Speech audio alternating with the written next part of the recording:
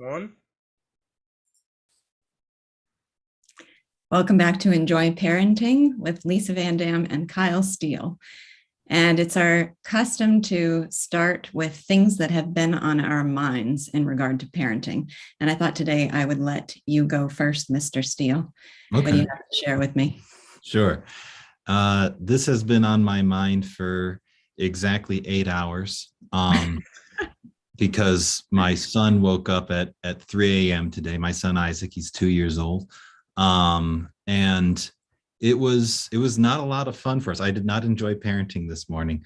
But the interesting thing came up with, he woke up, I went in there and I'm like, oh, this happens all the time. He just needs to be told to go back to bed. It's not time to wake up. That didn't work. I said, oh, he just needs to cuddle with his mom a little bit. That didn't work.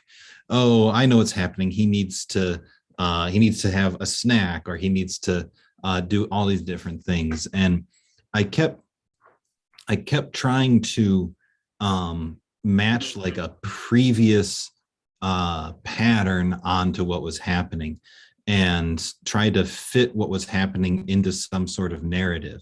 And I think there's a normal human instinct to be like, well, this is happening. Why? This must be happening for some reason. And at a certain point, it started to get a little bit acrimonious because, it's 3 a.m. and I'm really tired. And I'm like, well, this must be happening because my wife didn't feed him enough, and she's probably thinking to herself, well, this is happening because he is this is happening because we're overindulging him, or we need to be giving him this or something like that. And so there was this whole process of trying to figure out which narrative explains why I'm being punished in this way.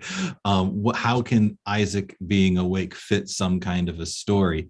And it didn't help because none of the stories worked. And the only time when things, eventually got better was, they really didn't. We were basically up until we were going on with the rest of our day. And then on the drive into work, my wife and I, we work here at VanDamme Academy. I said to her, like, I wonder why Isaac was up so early. I don't know why he was up so early. And she said, I don't think there's a reason. I don't think that we're going to know. And I thought that was incredibly wise, because the kind of, I guess, the lesson that I'm taking from it is wanting to have a narrative that everything fits into, wanting to have a just so story for everything that the child does. It's can get you in trouble because you stop actually looking at what's happening right now. And Isaac was giving me signals for what he wanted, but I wasn't paying attention to that because I was just too focused on whatever kind of a narrative I have. And I don't think this is too controversial, because we're dealing with a largely objectivist audience, that there's a well-documented tendency towards rationalism, towards trying to put a story that doesn't fit onto what's happening, or to try to figure things out from ideas on down rather than from concretes on up. And if I had been actually paying attention, I could have seen that Isaac was doing what he often does when he's tired. He hunts for new stimulation. So he's like, I want to turn on the lights. I want to eat food. I want to hear music. I want you to sing a song.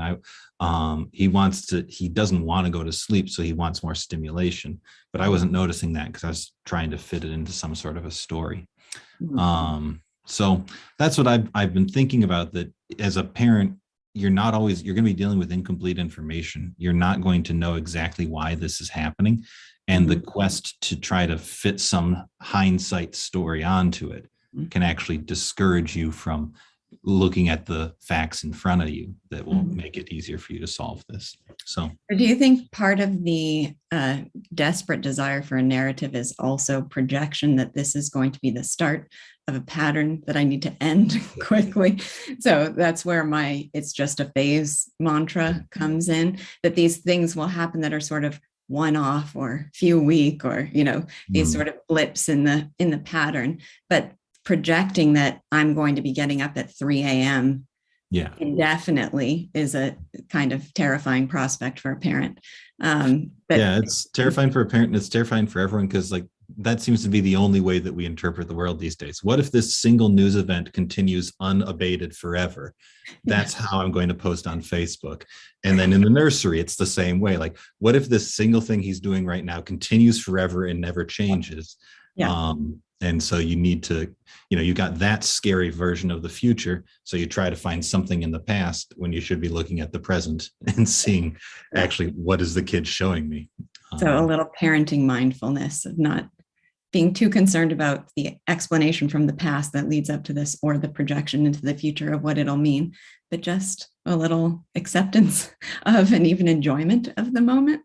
I imagine that could have been or may even be a positive memory for you. You don't relish being tired and waking up at 3 a.m, but inevitably something happens in that time that's adorable and charming and is part of the parenting bonding experience. The thing that I did that ended up being fitting your description was I put him in the car and drove around. The sun was still down. He really likes Mozart. So I put Mozart on. And so I'm just driving on these kind of dark roads as he's kind of lulling to sleep, waking up myself with a cup of coffee and listening to Mozart. And that was actually kind of pleasant. And then once we got home, he was asleep. He was just resting sweetly in my arms. And it was good to be present for that. Yeah. Good. I do remember when I was in the phase of being woken up multiple times a night with an infant. When I would be woken up, my husband would react very calmly. I mean, he's definitely the more even keel one between us in general, but he would always be calm when he got woken up. Whereas if I got woken up more often than was expected, it would feel really frustrating to me. I would wake up and say, "Oh, not again," it would be that sort. But part of the premise in my mind was like, I can't handle not getting sleep. Mm-hmm. Not actually true. I am going to get sleep and I am going to be able to function as a human being, but that having that phrase in my head that like, oh, this is terrible, that I'm being just shifting to, well, it's not what I would choose if I had an option in the matter, but it'll be fine. If that's the premise that you're operating from, it doesn't feel so distressing to be woken up when you're planning to sleep. Yeah. And I think that this idea could, I only have a 2-year-old, but you can tell me if this is true. I think that it can scale to different ages as well. If your child isn't doing well in math class, you don't need to figure out, well, which math teacher messed him up and that's what led to this situation. Instead, look at the long division problems and see where he's making a mistake on them. Or if your kid, I don't know, sneaks a beer or something like that and say, well, is this because you're the bad example or I'm the bad example? Like, instead of trying to find that scapegoating sort of narrative, just look at the facts in front of you to try to figure out the problem. Yeah, and don't let it be a major problem until it is a major problem. That's true. It just localize the issue instead of globalizing it. I think that's definitely an important technique of parenting. And globalizing and life.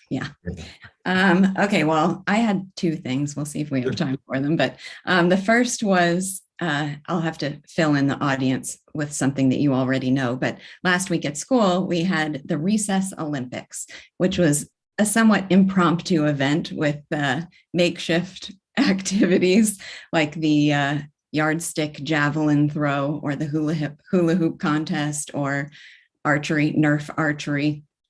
And the kids were just kind of let loose on the playground and told, you can go play do any of these activities. And if you win from your group, you'll get a wristband, and whoever gets the most wristbands win, whatever. It was just cute, playful, fun, no pressure. And so I'm there watching these events, and I noticed that neither of my children is really participating in them. My son, 9, my daughter, 7.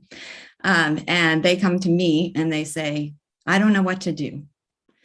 And I said, okay, well, you don't have to do anything. Go watch something. If you feel like joining in, you can join in.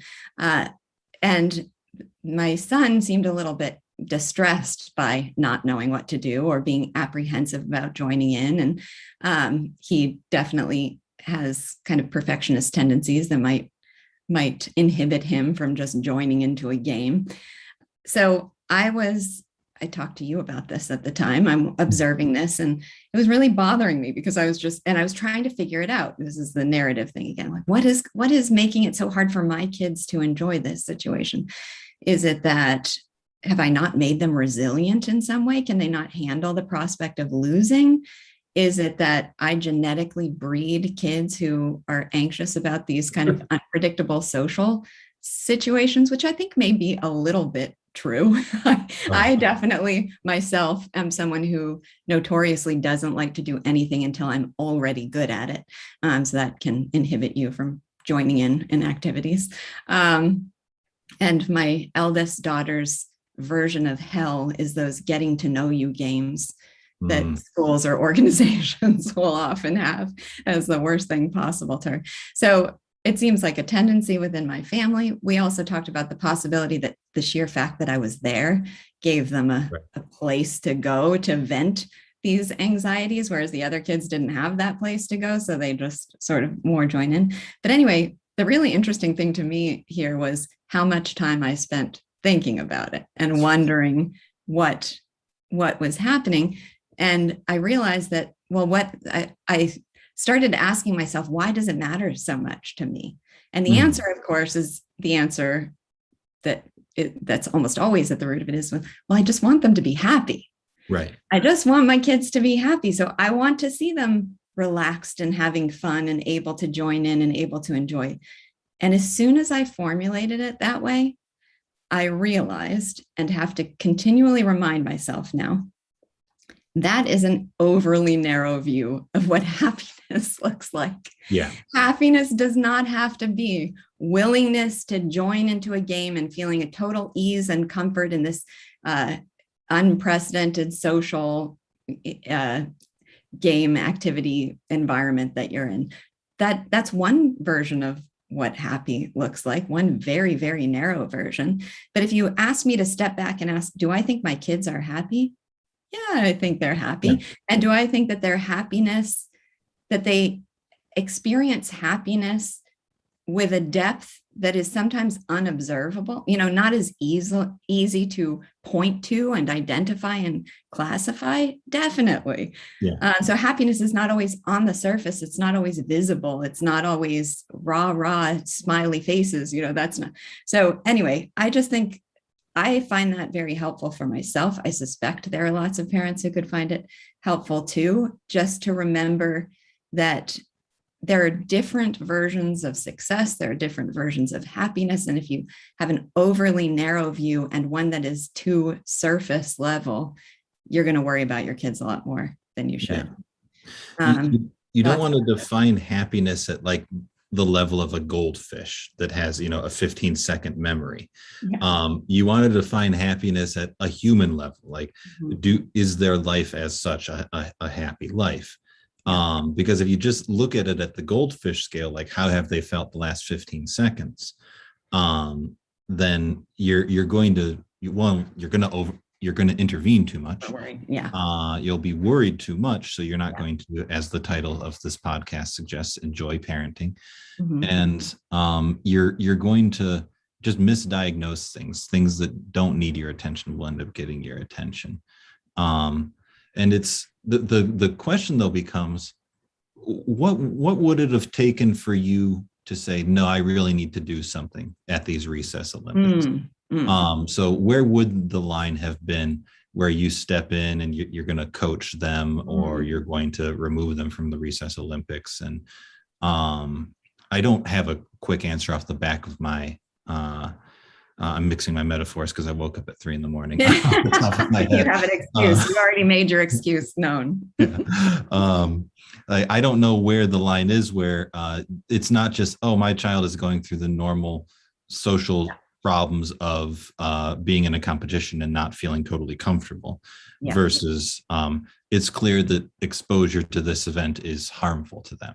And I need to either fix it or remove them from it, or directly intervene and teach them how to get along with these things.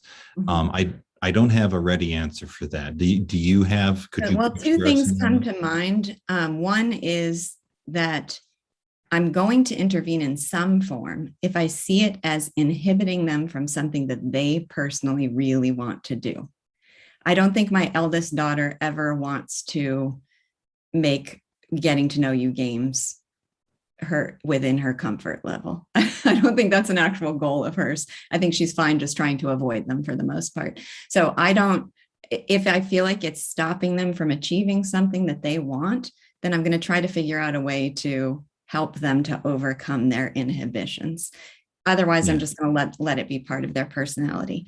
In terms of intervention in the moment, I like to use something we talk about at school in terms of evaluating even whether a kid is sick enough that they need to go home. We've got to take their temperature, certain things that we can do to validate whether there's actual illness there.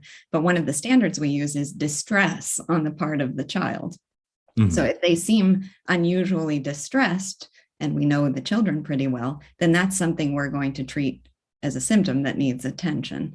I think that's true for emotional issues too. If there's a really high level of distress, then I would intervene. Yeah, so is my child experiencing garden variety discomfort, or are they having some sort of emotional trauma or something like that? Yeah. So I have one other quick thing, and then I think we're going to have a guest that we can talk to. So the other thing was I spent the last few days at Disneyland with the kids. It was wonderful and magical, and I feel like I could devote a whole parenting podcast to how to make the most out of a Disneyland trip, but I won't do that now. But with Disneyland, every parent knows comes whining, inevitably. They're overtired, they're waiting in lines. Sometimes it's hot. There's all these conditions that are going to lend themselves to whining. And so there was a fair amount of whining going on in the last couple of days. And interestingly, it's my son who whines a lot more than my daughter does. And this is actually related to the other topic. So my son was whining, and whining just gets under my skin. I think some of us have more or less patience for it. I have less. It really, really gets to me. And I eventually will lose my temper because I can't take it anymore. But something I realized, so we were playing a game it's called the Sorcerer's Studio, where you try to figure out which it tells you which Disney character you are. So you have to answer a series of questions, and then it says you are so-and-so. So my son, one of the questions was, do you like to plan things out, or do you like to wait and see what happens? So that question comes up when my son is doing it, and he looks at it for a minute, thinks about it, has to process it, decide, and then pushes plan things out.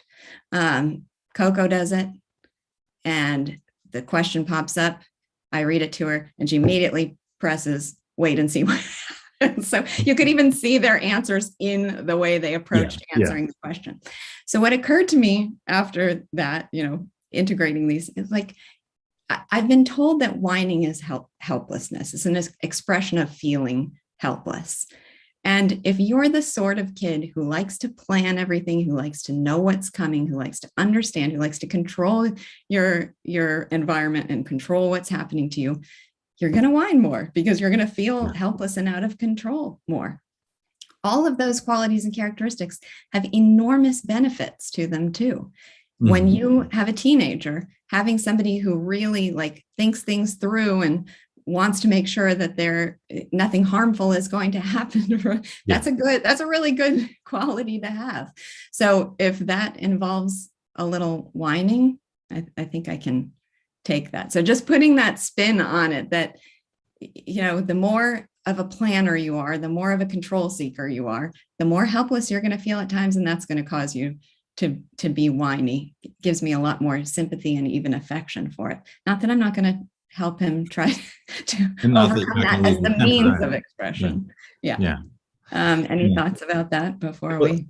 It's can fit into a larger theme of, and this is kind of something we've been talking about a little bit, that that kids have a temperament or a personality or a disposition that is to some extent hard landscape that you have to work around.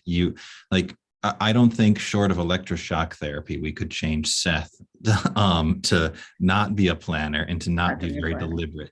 And so what's necessary is not to change his personality because it creates friction in life, but to give him the wisdom to know how to get along in life, given the fact that this is his personality and his temperament. Sure. So trying and to it's an interesting, that could be a whole different topic, as how best to give that guidance. I can tell you the number of times that I've caught myself going, Seth, why do you whine? You know, what am I doing? I have thought so many times consciously, you just whined at him that he whines too much because I feel helpless. Yeah. So yes, strategy is to help kids overcome whininess would be, I'm sure, a topic that everybody would love to discuss. Okay. Jen, do you want to join us and ask your question? Hi. Hi. I've got a baby on the floor, so there might be a little bit of background noise. Wonderful. That's my favorite. Yeah. So I was supposed to join you a few weeks ago, but we ended up in A&E that night. Mm-hmm. And my baby ended up having to go into critical care and be on a ventilator and be put to sleep for 3 days. Oh my goodness. So baby. He's okay now. Hi. Better, but we were in hospital for, I think, 11 days in total. Oh my gosh. Wow. Oh, what a smile there. So I think after that experience, we were really conscious that we didn't want to pass on any of the trauma that we experienced into bringing him up, because they were very reassuring to say that he won't remember any of this. Okay. And this is very traumatizing for us as parents more than for him. We like to think that we're not overprotective parents, but it's easy from that experience to then take on some of those triggerings from the experience. So I guess my question is, how do I avoid that and still be not as normal as possible, but try and do the right things and not be triggered when health situations come up in the future or anything dangerous comes up in the future, and not worry too much. So first, I just have to say that you're being as conscious about that question as you obviously are gets you a long way there. So if you are thinking about it in those terms, I suspect you're going to do the right thing. It doesn't mean you won't ever err on the side of being overly cautious. We all do that. And that you'll be, calibrating that constantly, because you'll be asking yourself that question. So I would just keep it as an open thought in your head and an open dialogue with your husband to make sure that you're checking in to see. Maybe this will be helpful as a cautionary tale. I do remember a friend of mine going through a terrifying and traumatic situation. And then there was some incident after that where I felt she was being far too overprotective of her child. And I gently commented that to her. And her response was, no, after all we've been through, I'm not letting anything happen to him again. And my response to her at the time was, what you've been through is irrelevant to the principles of how you parent him. It has nothing to do with it. It's not the fact that you went through this traumatic experience doesn't change what the proper way to interact with your child is. So setting it aside as an exceptional situation that doesn't govern the everyday, I think can be really useful. So use that as the opposite of instead of after everything we've been through, just say, okay, what we've been through is in the past, and now it's just what lies ahead for us. Yeah. I mean, it's very easy to go the opposite way after what happened. And after what happened, I definitely think it was the most emotional journey that I've been on in my whole life. So I feel such admiration for any parent who's got their kids through 18 years without anything happening to them. Yeah, a lot. So thank you. One other thought that I wanted to share, and I don't have an experience like yours, so it's a bit more speculative. But if you're worried that your kind of emotional evaluations are kind of miscalibrated, it can be helpful to get more data points. So being around other families, other parents that have kids that age, that you can kind of bounce things off of a larger group of people to kind of, it's calibrating your response to other people's responses. Like I do this with Lisa all the time. I will contact her and say like, all right, this is happening and this is my level of stress with it. And she can usually tell me that my level of stress should be much lower. And so finding finding people that you can, it's almost like those people are acting like a mirror. You know, you talk to them and then you can get a bit of a reflection of yourself in talking to them. That can be a valuable tool if you are, for one reason or another, not trusting your own evaluations on something. Yeah, that makes a lot of sense. We are really lucky that we have a lot of friends around with me from the ages. Yeah. So, yeah, that's a really good idea to ask them. So thank you so much. Oh, it's a pleasure. So happy to see his smiling face. Yeah, I thank you know for he's sharing. so much better. He was miserable in hospital and didn't smile, and I was really worried he wasn't going to go back to his old self. But then once he was home and saw everyone happy, then he was happy. That's an interest that I think that relates to the it's just a phase thing, or the resilience of children after you know, all the restrictions that we had to place on kids during COVID, and that can lead to a lot of fears about what the lingering effects, and there may be lingering effects, but as parents, worrying about the lingering effects without having ample demonstration that there actually are is a non-starter. That's not going to be helpful to anybody. So I have a friend who was very concerned that her son was not going to be capable of socializing after this experience because he was away from kids at a formative time for so long. And when she got him back together with other kids, she said they were at the park, and a kid approached him and wanted to talk to him and he said, "Go away, he has germs," and was really afraid to be near the kid and ran away from him. So of course, projecting forward, what is this going to mean for his whole life? It sounds terrifying. He's going to be incapable of comfortably interacting with children and be a germaphobe. And this lasted all of about 2 weeks, I'd say. As soon as he was back in preschool, surrounded by kids, germs were gone as a thought.